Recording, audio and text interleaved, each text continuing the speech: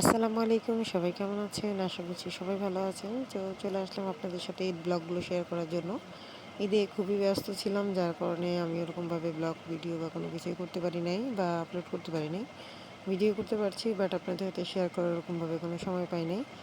এই যে ঈদের দিন তাহিদ ঘুম থেকে উঠছে, উঠে রেডি হয়ে গেছে। ওর দাদু দিকে রান্না করছিল, দাদা ছিল। আমি আসলে ঈদের দিন তেমন কোনো কাজ করিনি, যদিও হাজার ব্যস্ততা ছিল, তার মধ্যেও আসলে আমরা এত জ্যাম আর এত কিছুর পর বাসায় গিয়েছি ঈদের দিন ভোরবেলা ৫টা বাজে দিয়ে পৌঁছাইছি, যার কারণে আসলে ওরকমভাবে আমাদের কোনো কিছুই করতে পারিনি। সকাল সকাল উঠে যেটা করছিলাম সেটা হচ্ছে গাছের সবজিগুলো দেখছিলাম, এগুলো ওই ভালো লাগতেছিলো, তাদেরকে গোসল টোসল করাইছি অলরেডি, কিন্তু নামাজ টাইম পার হয়ে গেছে।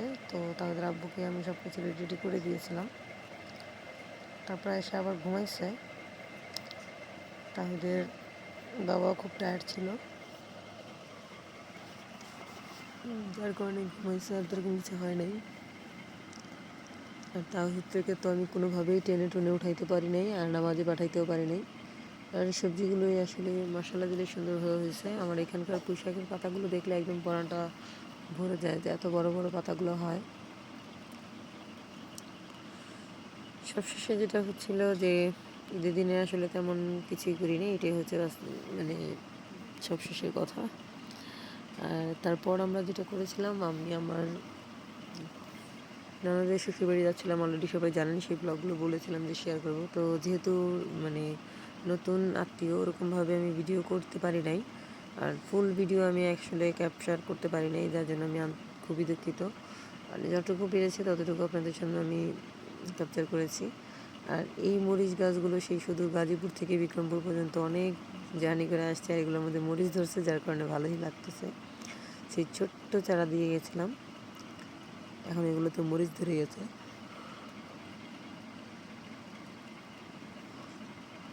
আসলে অনেকদিন পরে আসছি, অনেকদিন বলতে 1 মাস পরে আসছি, যার কারণে একটু ঘুরে ঘুরে দেখছিলাম, এইটুকুই। আর এই রাস্তাটার প্রতি খুবই মায়া, আমাদের এই বাড়ির রাস্তাটা আগে এদিক দিয়ে ছিল, যখন প্রথম বিয়ে হয়ে আসছিল তখন এই রাস্তাটা এদিক দিয়ে ছিল আমার। এখন আমরা ওদিক দিয়ে গেট দিয়ে দিছি, গেটটা ট্রান্সফার করে দিছি। আর এই হচ্ছে আমাদের বাড়ির রাস্তা।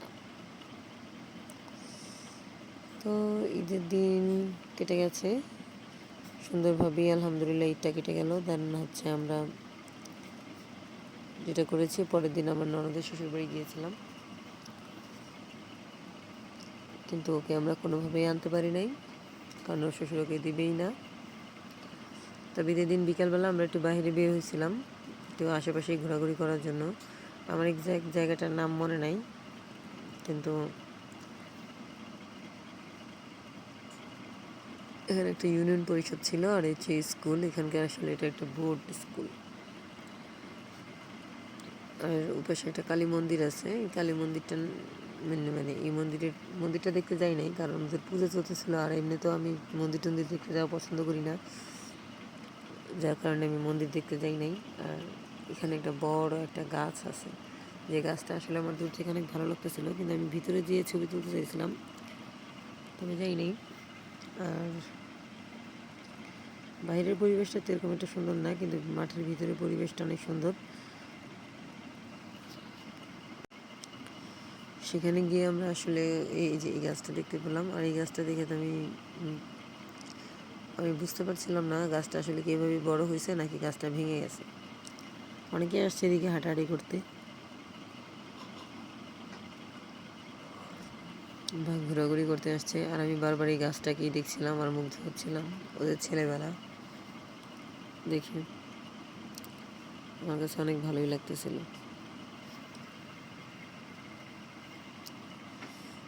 তারপর বেশ কিছু ছবি টবি তুলেছি এদিকের, তবে তাহিদই বেশি ছবি তুলেছে, ওরকম একটা ছবি তুলতে পারি নাই।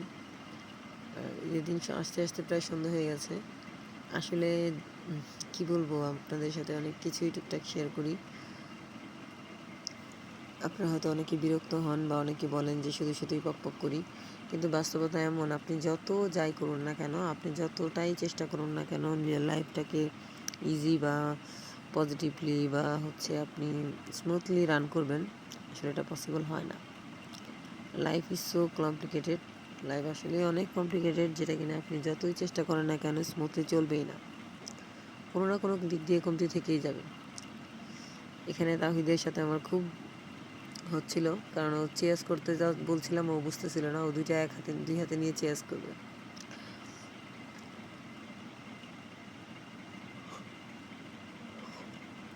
আর এটা ছিল তাহিদের ঈদের বিকেলের লুক।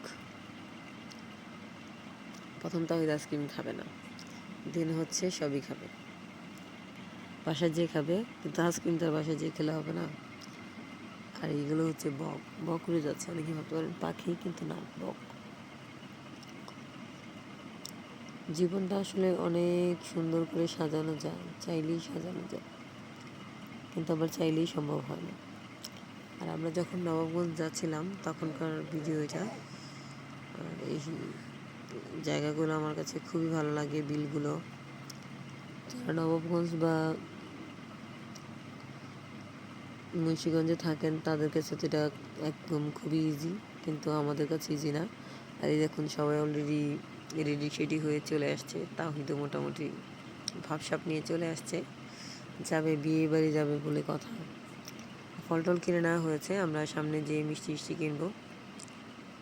রেডি শেডি হয়েছিলাম খুব টুপ করে, কিন্তু ওরকমভাবে কোনো ছবি টবি তোলা হয় নাই। আর আমার ব্যাগটা ডিস্টার্ব করতেছিল, আমি ভিডিও করতেছি তার মাঝখানে ব্যাগটা করতেছি ডিস্টার্ব। সবাই এখন ভাবতে পারেন যে আমার ভয়েস কী হয়েছে, আসলে ওয়েদার চেঞ্জ হয়েছে, জায়গা চেঞ্জ হয়েছে, যার কারণে ভয়েসটা একটু বসে গেছে। এই জায়গার পানি ওই জায়গার পানি সব মিলিয়ে আসলে ভয়েসটা একটু অন্যরকম হয়ে গেছে, তো কেউ এটাকে খারাপভাবে নেবেন না। যাই হোক, আলহামদুলিল্লাহ অনেক সুন্দর এবং অনেক মনোরম পরিবেশ ছিল। আর যেটা হচ্ছিল যে আলহামদুলিল্লাহ, আর আমার ননদের ব্যাপারে কী বলবো, সব কিছু অনেক সুন্দর আর অনেক ভালো হয়েছে। আর অলরেডি মিষ্টি, দই, রসগোল্লা সব কিছু নিয়ে নেওয়া হয়েছে। দই নেওয়া হয়েছে, রসগোল্লা নেওয়া হয়েছে, আর হচ্ছে ছানা নেওয়া হয়েছিল, পাশাপাশি ফল, কোক, আইসক্রিম এগুলোও নেওয়া হয়েছিল নবাবগঞ্জ থেকে। আর এটা হচ্ছে আমার ননদের শ্বশুরবাড়ি। তাহিদ তো করতেছিল দুষ্টামি, ওর দুষ্টামি ভিডিও করতে চাইছিলাম, যে কী করতে চাইছে, আসলে ও ভিডিও দেখে অফ করে দিছে। ওই টেডি বিয়ারটাকে পেয়ে অনেক খুশি, অনেক খুশি হয়েছে।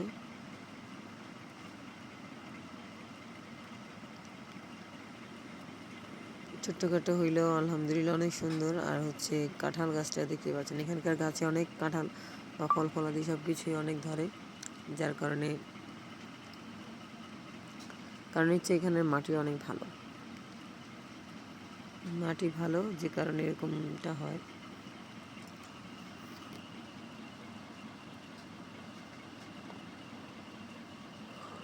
পরে আমরা একটু হাঁটাহাঁটি করতে গিয়েছিলাম ওর শ্বশুরবাড়িতে, ওর ননদ আমাদেরকে একটু ঘুরতে নিয়ে গিয়েছিলো। এখানকার পরিবেশগুলো এত সুন্দর লাগতেছিল, এখানে পেঁপে খাচ্ছিল, তারপরে হচ্ছে বেগুন খাচ্ছিল, এগুলো ছিল, আমার কাছে খুবই ভালো লাগতেছিলো। অনেক হাঁটাহাঁটি করছি। আর যেটা আসলে কি, যে মানুষের একটা কথা, আসলে আমি বললে এখন কে কীভাবে নেবেন আমি জানি না। জীবনে একটা কথা আছে যে জীবনের যা ঘটবে তা অর্ধেক আমাদের কর্মের ওপর ডিপেন্ড করে, আর অর্ধেক ভাগ্যের ওপর। ভাগ্যের ওপর যেটা ডিপেন্ড করে সেটা আসলে ভাগ্য আমাদেরকে দিয়ে দেয়, কিন্তু সেটাকে কর্মে থেকে উপার্জন পর্যন্ত নিয়ে যাওয়াটা আমাদের নিজেদের যোগ্যতা,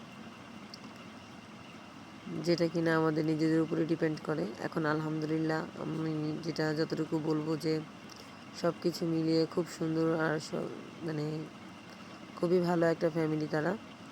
আর আমাদের তালিয়ার মাও আলহামদুলিল্লাহ অনেক ভালো মানুষ, তাদের ব্যবহারে আমি খুব কী বলবো জানি না, তারা আমাদেরকে কীভাবে নিছে বা কীভাবে পছন্দ করছে কিনা, কিন্তু তাদের ব্যবহার আসলে খুবই ভালো।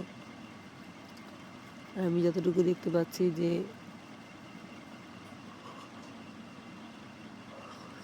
ননদ আলহামদুলিল্লাহ অনেক ভালো আছে, আল্লাহ তাকে অনেক সুখ দিক, অনেক ভালো রাখুক, সেটাই সবসময় করি। আর এগুলো হচ্ছে ঘাস, যেগুলো দিয়ে আসলে গরুকে খাওয়ায় মেবি, আমি আসলে সঠিক জানি না, চাষ করছে যেহেতু হয়তো বা খাওয়ায়।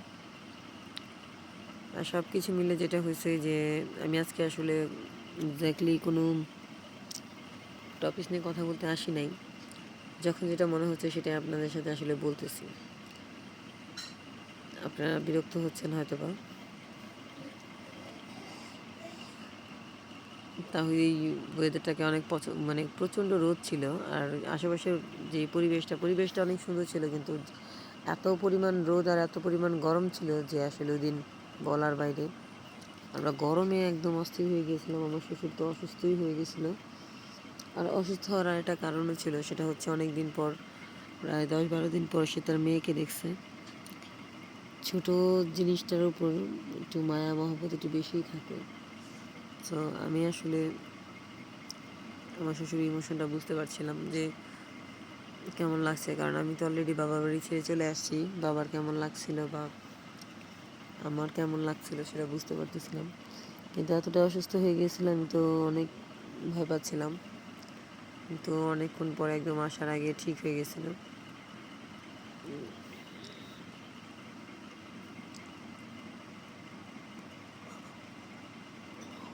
আমি কাঁঠাল তেমন একটা খাই না, কিন্তু কাঁঠাল গাছ দেখলে আমার কেন জানি ভালো লাগে, আর কাঁঠাল দেখলেও আমার অনেক ভালো লাগে।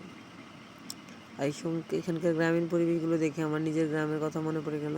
নিজের গ্রামে যেতে ইচ্ছে করছে, সেই হবিগঞ্জে, কিন্তু এখানকার পরিবেশ এরকম এত গাছগাছালি নাই, আছে মোটামুটি চলে আর কি, কিন্তু এতটা গাছগাছালি নাই।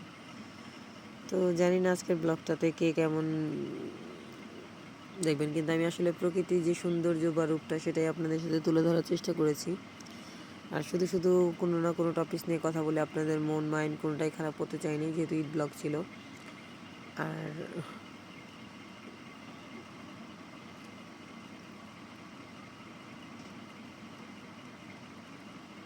তারপরে হয়তো অনেকটা বোর করে ফেলছি, আমি নিজেও আসলে আজকের ভিডিওতে বোর হয়ে গেছি। তো কিছুই কারণে, আর এখানকার পুকুরে অনেকগুলো মাছ চাষ হচ্ছিল। দেন এই সামনের যেই স্পেসটা, মানে জায়গাটা, এটা আসলে খুবই ভালো লাগতেছিল। তা হয়তো ওই জায়গায় যখন এই যে কাশবনের মাঝখানে যাচ্ছিলো, তা হয়তো ওয়াও নাচানাচি করতেছিল, অনেক সুন্দর। ও আমার ননদের যে ননদ, ওকে খুবই জেলুচি, ওকে থ্যাঙ্কস বলতেছিল এত সুন্দর জায়গায় নিয়ে আসার জন্য, খুবই এক্সাইটেড ছিল। সো আজকে এই পর্যন্তই, সবাই ভালো থাকবেন, সুস্থ থাকবেন, ধন্যবাদ।